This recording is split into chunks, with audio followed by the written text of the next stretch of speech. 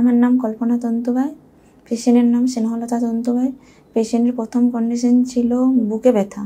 বুকে ব্যথা হচ্ছিল, ওই করে ডক্টর দেখানো হয়েছিল। ডক্টর দেখানোর পরেও কমেনি সেটা। তারপরে ওনাকেও অ্যাডমিশন করা হয়। অ্যাডমিশনের পর ডক্টর ইউএসজি করান। ইউএসজি করানোর পর ধরা পড়ে যে প্যানক্রিয়াটাইটিস আর সিস্ট আর গলব্লাডারে পাথর কিছু আছে, তার জন্য এমআরসিপি করতে বলেন। এমআরসিপিতে ধরা পড়ে যে পিত্তথলি ব্লক হয়ে গেছে।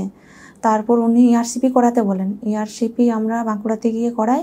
ইআরসিপিতে দেখে যে পিত্তথলি ব্লক হয়ে আছে, মুখ খুলতে পারেনি তারা, ইআরসিপি করে নিয়ে বাইপাস করে স্টেন্ট বসিয়ে দেয়। তারপরও ব্যথা কমেনি।